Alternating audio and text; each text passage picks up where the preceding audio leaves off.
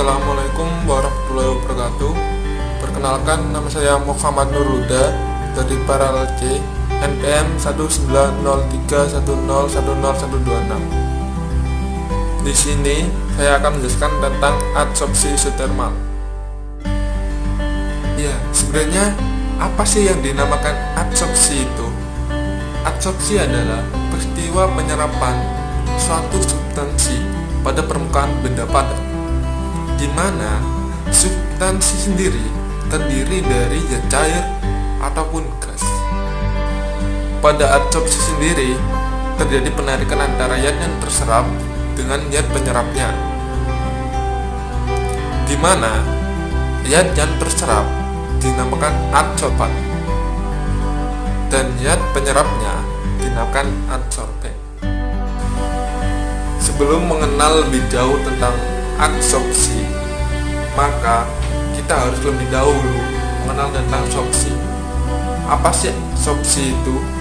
Sorpsi adalah suatu peristiwa penyerapan di mana sorpsi sendiri dibagi menjadi dua. Yang pertama adsorpsi dan yang kedua absorpsi. Perbedaannya jelas terdapat di huruf kedua, yaitu antara D dan B, di mana adsorpsi memiliki pengertian tersendiri, yaitu peristiwa penyerapan yang terjadi hanya pada batas permukaannya saja. Sedangkan absorpsi adalah suatu peristiwa penyerapan hingga ke dalam adsorbennya.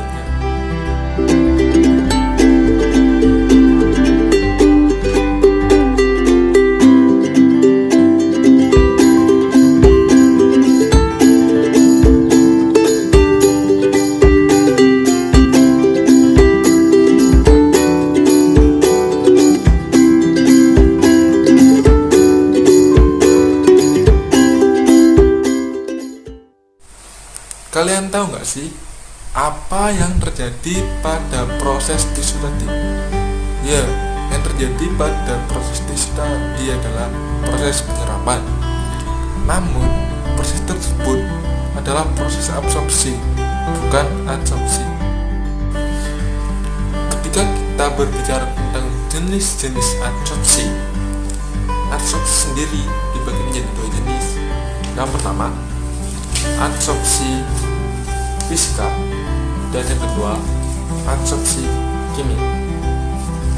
Adsorpsi fisika mempunyai arti penyerapan suatu substansi yang terjadi karena ikatan van der Waals, di mana ikatan van der Waals ini menyebabkan gaya ikatan antara zat yang terserap dan penyerapnya sangat lemah, sehingga pada adsorpsi fisika ini zat-zat akan mudah terdesorpsi. Apa sih terdesorpsi itu? Terdesorpsi adalah peristiwa melepasnya adsorban dari adsorben. Sedangkan adsorpsi kimia mempunyai arti suatu peristiwa penyerapan yang terjadi karena ikatan-ikatan kimia, misalnya ikatan kovalen dan ikatan ion. Sehingga pada adsorpsi kimia ini, ikatan antara zat yang terserap dengan penyerapnya menjadi lebih kuat, sehingga adsorban sangat sulit terdesorpsi dari adsorbennya. Apa sih adsorpsi isotermal itu? Adsorpsi isotermal adalah suatu peristiwa penyerapan yang terjadi pada permukaan benda padat pada temperatur atau pada suhu konstan. Besar suatu nilai adsorpsi juga dipengaruhi oleh beberapa faktor. Apa saja faktornya? Yang pertama, luas permukaan benda. Pada luas permukaan benda, semakin kecil luas permukaan benda, kan semakin besar adsorpsi yang dilakukan. Yang kedua, ada keasaman suatu larutan atau adsorbennya. Jika larutan tersebut semakin asam, maka nilai adsorpsi akan semakin tinggi.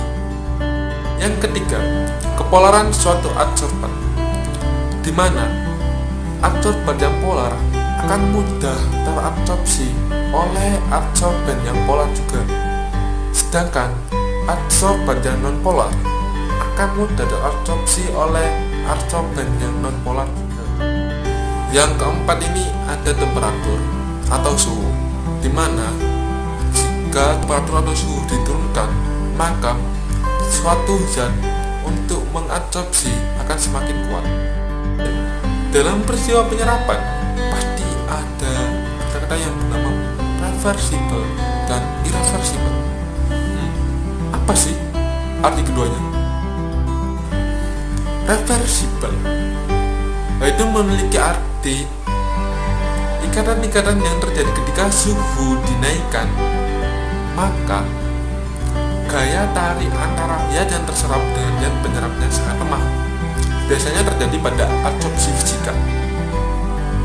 Sedangkan irreversible yaitu ketika suhu dinaikkan, maka adsorban akan lebih terdorong untuk terserap oleh adsorban, hingga adsorban tidak dapat lagi terserap karena sampai penuhnya adsorban tersebut. Ada 3 macam jenis adsorban.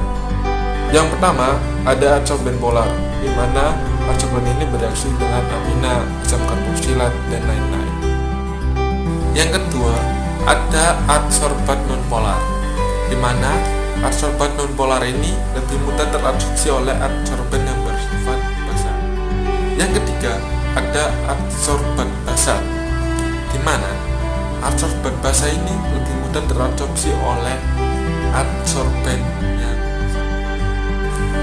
terdapat 3 cara dalam menentukan nilai suatu adsorpsi isotermal.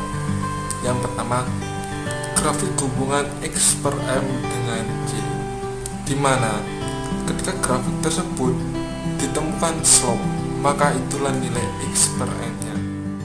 Yang kedua, terdapat persamaan Van Lith, di mana persamaan Van Lith ini terjadi atas multilayer atau heterogen, di mana dalam persamaan Van Lith ini kita menentukan K dan N. Yang kita gunakan dalam persamaan Van Lith ini adalah interceptnya, di mana nilai K adalah 10 pangkat intercept dan N adalah 1 per intercept. Yang ketiga ada persamaan Langmuir, di mana pada grafik Langmuir kita dapat menemukan nilai A dan nilai B, di mana nilai A dan nilai B kita tentukan dari slope dan intercept yang terdapat pada grafik Langmuir. Slope digunakan untuk mencari nilai A dengan rumus 1 per slope, sedangkan nilai B menggunakan intercept dengan rumus 1 per A kali intercept. Aplikasi adsorpsi bisa kita temukan pada penjernihan air, di mana penjernihan air tersebut bisa menggunakan tawas atau bisa juga arang aktif. Ketika pada tawas tersebut menghilangkan zat negatif yang terdapat pada lumpur, sehingga terjadi penggumpalan pada tawas tersebut dan menjadikan air tersebut menjadi jernih. Demikian penjelasan saya tentang adsorpsi isotermal. Jika ada kesalahan dalam berucap, saya mohon maaf yang sebesar-besarnya. Terima kasih. Wassalamualaikum warahmatullahi wabarakatuh.